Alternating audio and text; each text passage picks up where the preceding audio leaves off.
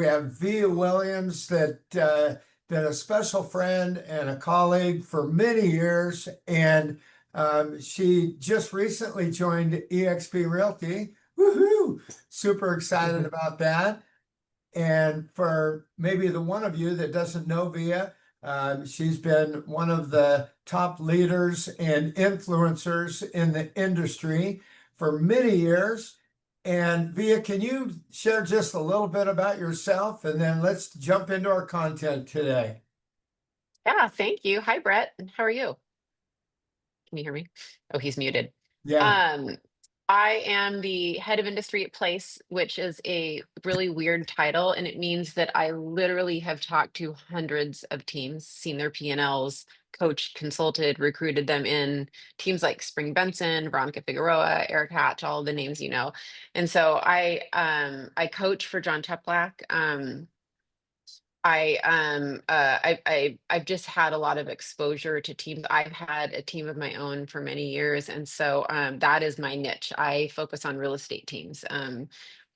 There is nothing I don't know about real estate teams at this point, I don't think. So I've just had a lot of exposure to it, and I've seen the behind the curtains. And by that, I've seen hundreds of P&Ls of the teams that we see on stage. I understand what they're doing right, what their challenges are, what they're doing wrong, and I've lived through most of them. So that's what the topic, Tom asked me to speak today. And I thought it would be a good topic because there's a huge misconception of when do you start a real estate team? How do you know you're ready? Has anyone here wondered that? Like you're like, I don't know, like should I do this? Should I not? Or you've had a team in the past, you're not sure if you want to go back. Anyone here gone through that where you're just not sure if you want to blow it up and go big or stay single? No one. No one here. Yes? No? No? Well, we can talk about something else if no one here relates to that.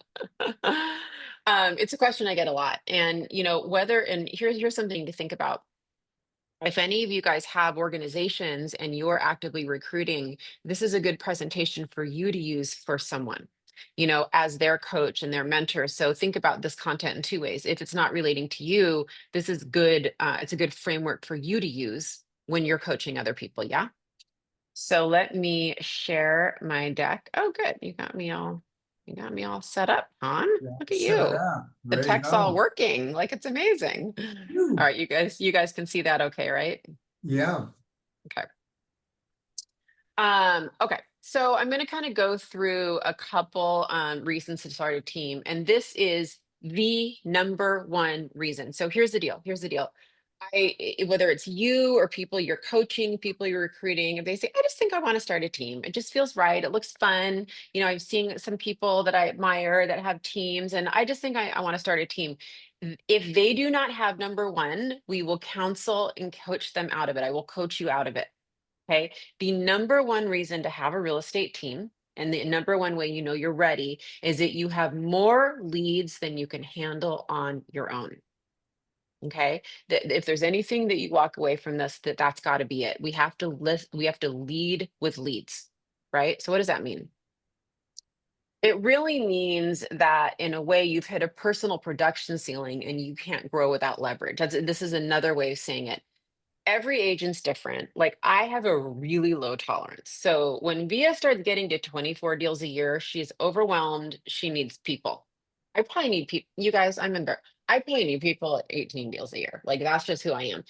Some people, some of you superstars here are soloing it at 48 deals a year. Like I don't know how you do it. I'm not wired that way. You're amazing. Bowing down to you.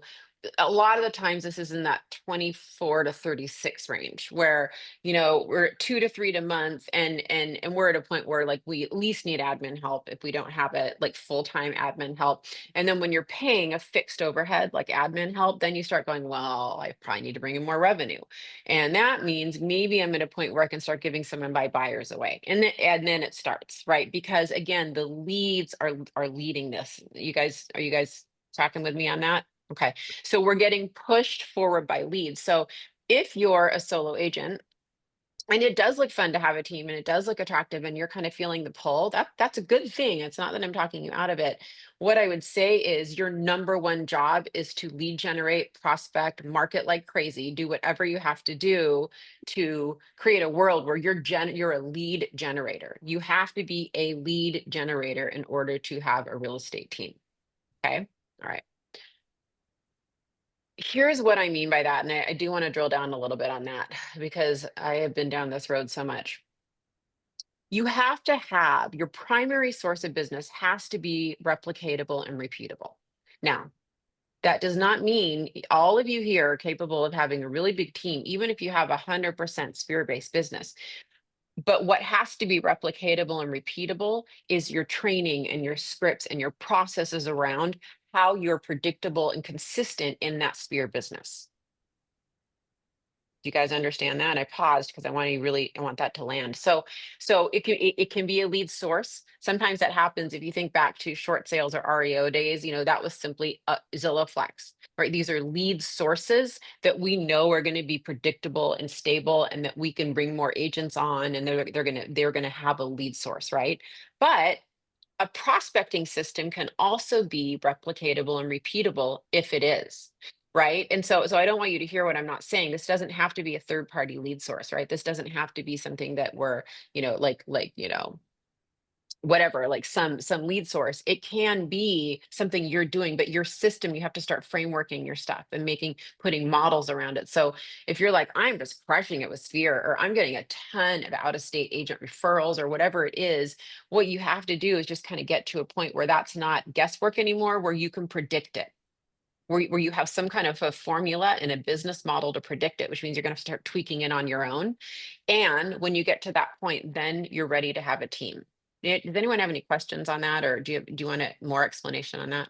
Well, I think that's number one mistake is a lot of people just really feel like, oh, hey, I want to build a team. I want to build a team. So I think that's an amazing point.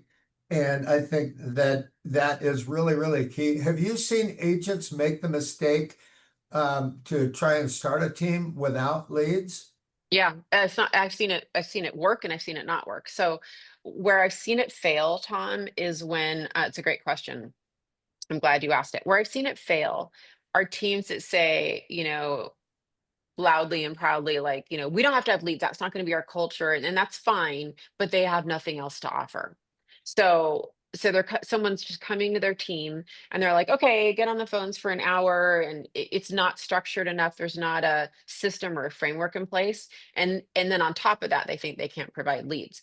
Where I mean, one of the teams I coach now, who's now he's like a top 10 EXP team in Houston. They're amazing. They've gone up like 40%. We started coaching about 15 months ago, and they've gone up like 40% in the last year. So I think they'll hit 120 million or something this year. They do not give leads, but they have so much value proposition. Like they are lead generating together. They have a crew now because they're bigger, and we're helping them get little pod leaders that will go on listing appointments with them. They teach them scripts. There's accountability, there's culture, there's sales managers in place now at this point because they're at like 40 to 50 agents, right? That is there's such a big training and mentorship and accountability value proposition there. Like we are just now talking about, all right, we probably should get some leads. Like it's probably time to start adding some leads. But this is 40 to 50 agents, profitable, you know what I mean? So I've seen it both ways. And so don't hear what I'm not saying. Like you don't have to have third-party leads for this, but you do have to, if you're not going to have that, I get a little nervous about that. I think we need to give leads. I think we need to walk into having a team, Tom, and say, no, they need some leads. I mean, they're going to need some leads to bolster their business. Cole and Kelly's team is probably the rare team that I've seen that's had success without doing that. So yeah, it's a great question. Thank you. Okay. The other reason to start a team is that you're drowning in admin stuff. You're not good at it. It's making you, less effective agent because you're just kind of juggling all the things. Because really the first hire of any team, well, actually, someone unmute. What's the first hire of any team? What should be your first hire? Should it be an agent TC. or should it be an admin? Perfect. Whoever said TC, yes. Yes. What's the second hire? Fire Showing station. assistant. Yes. right? And I would, I would actually say TC admin, showing assistant and or buyer's agent, whatever, and or agent, there's some fuzziness in there.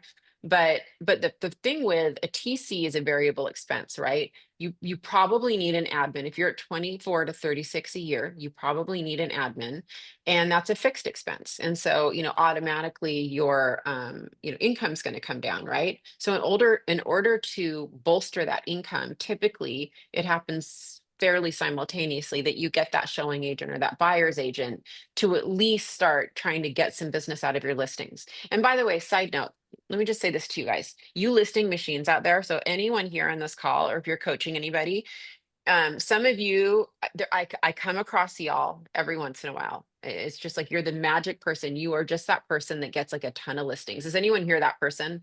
Every once in a while, I come across agents who are just, they will just get listings in their sleep, right? You're just magic. It just happens. Tom, do you know what I mean? Get that. Is that Tom? Oh yeah. Tom's that person. Tom, you're that person then. Every once in a while, I see just these like magic listers, right? Okay. You are producing leads. One listing, if you're really good at a listing multiplier, one listing will feed one agent per month in leads for that listing. And by listing multiplier plan, this is what I mean. You have a written framework, and this is exactly going back to what I was talking about on the second slide. And you say, okay, agent, Jackie, and you're my new agent, and this is what we're going to do. Here's your listing multiplier plan. I'm bringing on a new listing every week. Okay. And you're my first hire. So this is what you're going to do every week. On Mondays, we're going to get prepped for the open house, and you're going to set that up. And then on Fridays, you're going to go knock 5555. You're going to go hand deliver or whatever. On Thursday, you're going to circle prospect, because this is where we get our land voice list or whatever we're going to do. And on Saturday, you're going to do opening weekend. You're going to do an open house Saturday and Sunday. You're going to do an hour before with all those neighbors you invited. Blah blah. There's a plan in place. You should be able to get one piece of business out of that listing. Just by delivering listings, you are delivering leads. If you're a listing machine, or if you're coaching someone who's a listing machine, they are ready to start a team. They need a team because they're not leveraging those listings enough to get business out of it. I feel very strongly about this. We don't have to pay for leads. Listings are leads. Now, if you're bringing in, 2 to 4 listings a month, and not all of them are going to be in prime areas. Some of them are going to be octagon houses 2 hours away that no one really wants to work. Like, I get it, but most of your listings are probably pretty good and can get at least one piece of business and get your agents the right activities, right? So you can't do all that though without an admin. You just can't. I promise you, if you're that good at getting listings, you are not good at admin. It's just the way it goes. There's a polarity that happens, right? So when you're really, really drowning in admin stuff, it's probably time to start looking at a team, because you need to hire an admin, and then you're probably going to need to hire at least one agent and go from there. Any questions on that before I move on?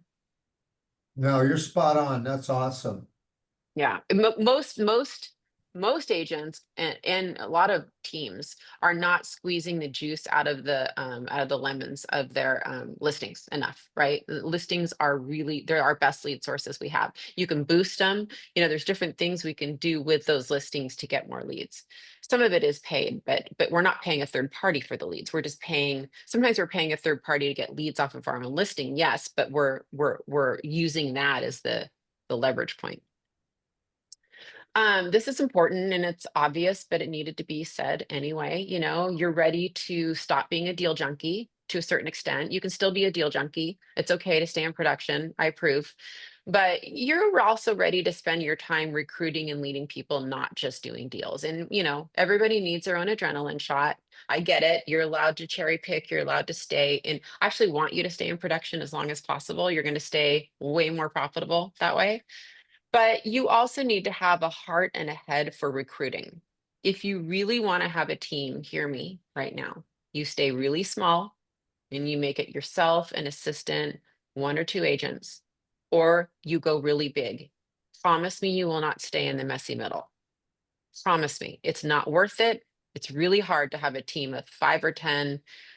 And the minute I say that, for all of you who have these great Navy SEAL teams here of 5 or 6 or 7, enjoy this moment of your life. It will not last forever. They leave in 2s or 3s, and it just doesn't last. So that's great. It's a special time in your team evolution, and enjoy it. and get bigger. It's just the only way forward on a team is really small or really big in my mind. Fight me on it. Like, I mean, everyone's going to have their own opinion, but I have a lot of exposure to teams, and that's where I'm sticking with it. So that means you need to like recruiting and just and be good at talking to people and reaching out, being clear about what your value proposition is. I find, really good team operators are actually kind of framework thinkers. So they tend to think in terms of how can I systemize and make this repeatable and replicatable, right? So if you kind of have a CEO brain, in fact, I think, yeah, I have a couple slides on that. If you have a CEO brain and you're more interested in growing a business rather than selling real estate, which is what I always was. Selling real estate, I was good at it. It just wasn't, I haven't sold real estate in a while now. And it was just never I didn't love it. I just never really loved it, but I love growing and running businesses. And I knew that early on. I knew that. If you kind of know that about yourself, that's great because you are going to be running a business. To me, there's not a lot of point in starting a team. And again, unless you're going to be small and you're looking for a super tight little leverage, like I said, you, an assistant, a couple agents, I get it. Maybe it's 3 agents because there's some geographic, but really tight and small, really profitable. You're still doing a lot of the production. You're generating a lot of the lead sources. That's good. Or really big. These messy middle teams are really tough. That's a whole call. Like, we're not going to Yeah, go into the before you messy middle. leave the slide about growing a business, could you speak to what teams sell for when they do? When they sell, yeah, teams, I do think, Don, that I think that we're in an era now where teams are starting to be looked at just like brokerages used to be. Like, I think that they're sellable assets now. And I think we're moving into an era where, you know, they didn't used to be. It used to be you had to go into like make your team into a team bridge or an independent brokerage to be a sellable asset. And I think that's softening, so I mean, a typical brokerage multiple would be around 3 EBITDA. Is that what you're asking? What the sales Mhm. multiple is? Yeah, Yeah, I'd I've say heard maybe 2.5. two to three. We've done. I mean, I don't want to get into when I've structured 4 or 5 of those, and when I've structured them, I will just say that if it's a high multiple, it's a longer, really good terms for us for the acquirer. If it's a lower multiple, it's because they want a cash. They just want cash. But I'm seeing a more acceptance of not necessarily teams being sold, but using them as an annuity. And just, that's kind of where Place has seen some success where we can kind of train them to have them run themselves, and they're kind of getting a recurring income of, 150,000 a year indefinitely versus 2.5 or 3 multiple where they're done in 3 years and there's nothing left because there's just not that much. These are not very sellable. These are high cash flow, low value assets. So Mhm. I'm not a big fan of that. I actually think that, some of the big opportunities that I've been coaching some of my teams to do that have really good name awareness in their market is go after some of those retiring agents and get them to change their mind on how they think they can retire. Because if an agent brings their book of business on a team and they say, I want to retire, you can bring them on as a team member. They can always cherry pick if they want to pop in, and the team starts working their database. I have a team that I know in Arizona, and they did that with a retiring agent. They are getting more business out of her database than she ever got because they're just so tight. Their systems are so good. They're working her database in the system that she could never do. So she's making money in retirement, like real money. So that's why I'm hesitating. I'm just not a big fan of selling teams, but I get it. There's a time and a place for it. Mark Thank you. Spain, Mark Yeah. Spain took some money off the table, but he went independent to do it, and he still retains major ownership. So he's a big good example. If you or someone that you're, coaching, have experience running, and notice what's in capitals, what word is in capital? Not just Growth. running a business, growing a business, right? They have business growth experience. That's great, especially if it's a service business. That's a good sign. It's a good sign that they're probably a good leader. They understand enough skills to be able to do this. And if you haven't noticed, I take this really seriously. The teams I work with have anywhere from 2 to 12 million in annual revenue. These are getting to be big businesses, right? Like the expectation walking into this is that this is a big business. And so, it's okay if you haven't had business experience before. I'm totally fine with that. If you're feeling it and you kind of feel like your skill set and that, and you're feeling called to recruit and to train and to mentor, and that's great. Someone who has had that though is really great, right? They're going to come into this looking at it differently and looking at it through that lens. So I'm always looking at what someone's done in the past, what their past success is. This is a good one. So this happens a lot. I see this a lot where teams have seen success, and they're doing well, and or solo agent. Maybe you now have an assistant, and agents are trying to ask, "Hey, what are you doing? Do you have any opportunities? Are you going to start a team? Can I come work for you?" A lot of teams that I coach with who are in the early days, this is exactly what's happening. They're like, "I don't have to recruit. They're just coming to me." I was talking to one like $150 million team. He's like, "I've never recruited." I was at the John Cheplack event with him, and he's like, I didn't even occur to me I would have to recruit. People just come to me and I decide if I want to hire them. And I was challenging him a little bit. I was like, well, that's great. But can you imagine what your life would look like if you recruited 2 cappers a month? It's 24 a year. You have more than enough leads, because I'd analyze his business. I'm like, that's life changing. That is life changing.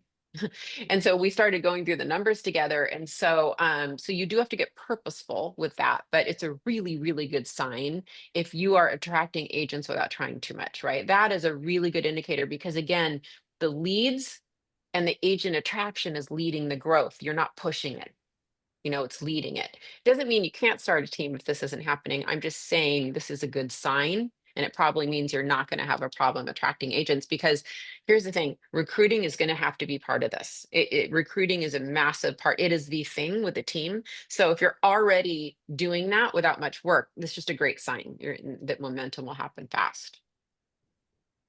Last one. Some of this is just restating things in different words, obviously. But you do have to have a value proposition you recruit to. So, so if Don, if I'm talking to Don's like, Via, like, why would I go on your team? What's it going to do for me? What do you have for me? I told you I want to make, $200,000 a year. How are we going to get there together? Why would I get there easier on your team? How is my life better getting there on your team? Right? You need to be able to walk through. So this goes back to some of those original slides, which is why I said, not only do you need to have at least a primary lead source or prospecting source, you need to have that be repeatable and replicatable, which is why we do start small. When you're hiring, those first few agents, you're really testing and seeing, everyone here, you're just going to be good at what you do, especially if you're one of those listing machines like Tom. Problem is, can Tom replicate that? Can he teach someone else to do, be as effective as him? Is there a system or a process or scripts, or how he calls his database, and or how he does his CRM? You have to just get purposeful about what you're doing. You're just doing it. I mean, you're just doing it, and you're good, and you're messy, and which is wonderful, by the way. And you're creating all this business, but is it repeatable and replicatable to the point where you can teach others, and you can teach them effectively to at least make a living and sell a home a month or 2 homes a month that way, right? Yeah, what is a typical economic model for a team? So what do the sub-agents usually receive as a percent of the GCI? And what is normally spent as a percent on marketing and admin? And what is the net margin usually? Well, there's no usual, but what we want to see is a bright line of 50% COGS. So we really, really want your blended average of all of your splits to not exceed 50%. That's really important and rarely happens. So almost every team in America has a cost of goods sold problem. Everyone does. Their splits are whacked and it doesn't work. And there's no point in having a team if you can't have at least a 50% cost of sale. It just doesn't work, because ideally we do 50% cost of sale, 25% expenses, 25% net-ish. Now, if we can get your cost of sale to 40%, that's when we start seeing teams. And I know 5 or 6 teams that are closer to 40%, which is crazy. Like, that's rare air. In the upper 30s, say 35 to 40%, they have a 40% cost of sale really low expenses. It's cost of sale. It's always the biggest lever is always cost of sale. So that means your splits really should not go above 50-50. If they do, if you have to hit a 60-40 for a long timer on their sphere business or whatever, the really good teams are balancing it out with appointment leads. So appointment leads would be like a 35 or 40%, so that, it's coming in a blended average. The other thing I see is that they're all proud that their COGS is 50%, and then they've got a freaking sales manager override of 5%, which knocks it all up to 55%, really. So if you're gonna build that in, you really need to build a model so that it's 45%, so that you can build in room for any overrides, right? Overrides count. By the way, referral fees count.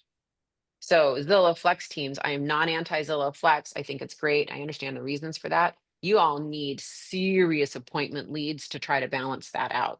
And by appointment lead, it's an ISA, it's the team rainmaker, it's someone saying you have an appointment at 3 with, someone. So long answer, but that could be a whole thing. Because everybody has a cost of goods sale program. I mean, if you have a team and you don't have a COGS problem, you are awesome. You're awesome. Well, or you have high attrition. Maybe, If they yeah. have too much margin, maybe for the team, then it's harder to retain It people. depends, it depends, because there's some Zillow Flex teams and those agents are only getting, basically, 25%, but they have such a good deal flow and they're getting so much support and it's such a good community that they're okay with it, some see a churn. It just depends, right? Via, could you give a brief definition of cost of goods sales, please? Cost of goods sold is either splits we pay out, referral fees, and anything we pay to our brokerage. So your cap. um, you know, transaction fees, like I said, referral fees, and then splits to your agent. So if it's a $10,000 commission and you're on a 50-50 split with your agent, your cost of goods sold, if you're paying out the agent 5,000, your bank account is only seeing 5,000. Right. It's a weird way we look at top line revenue in real estate. It doesn't even land on our bank account. It's kind of funky in most states. Some states vary. So it is kind of weird that we look at GCI, and in most cases, in most states, we don't even, we see 5,000, not 10,000, but that is how we track it. And it is important to track it that way. And do not forget referral fees. Do not forget them, because that is affecting your cost of sale. In your, if you don't count them in there, you're not analyzing your business properly. Thank you. Yeah, I know we're out of time. Well, But let's just wrap up here. We've got about 5 more minutes. The team that took over that book of business from that individual agent, do you know how many transactions they were able to do from her book, or no, how big it was? I think I did know at one point. I think I interviewed him like 2 years ago, but what he told me is he's like, she was great. Everybody loved her, and she's just a typical agent, kind of had to get her database from whatever source, and the team just treated it like it was, their database, and it just, and they were just structured, and they were just all over it. And she came in and cherry picked and still does deals every once in a while at a 50-50 split. And they did I know that they did a graduated referral fee to her. I can't remember what it was, but it was like this much first year, this much second year, this much third year. So it was kind of like a 3 or 4 year type of a thing. And I think it might have ended in perpetuity with like a low, like a 10 or 15%. Like there still Mhm. might be one in perpetuity. I can't remember, but what struck me was that they did more than her. I was really like blown away by that. Actually, I hadn't heard it before. Yeah, that's awesome. We do have, I don't see her here this morning, but we do have Stephanie Peck in Oregon City, Oregon, just outside of Portland, bought a book of business and has done 14 deals on it in the last year. Oh, it's great. Oh, that's great. And when you say bought it, does she pay a referral fee? Yeah, That's great. yeah. I love No it. cash up front. Oh. Well, awesome. This is great. Well, Via, thank you so much. So if someone wants to reach out, what's the best way to get a hold of you? Yeah, I'm here. I'll put my cell. I love co-sponsorship. Had a lot of those calls lately. Heck, Spring Benson and I are building a cool community and love to work with, Tom and what he's doing and you guys. So it's awesome. Well, Via, thank you so much. Okay, everyone. Well, this was amazing. If you have any questions, reach out to Via or myself, Dawn, Randy.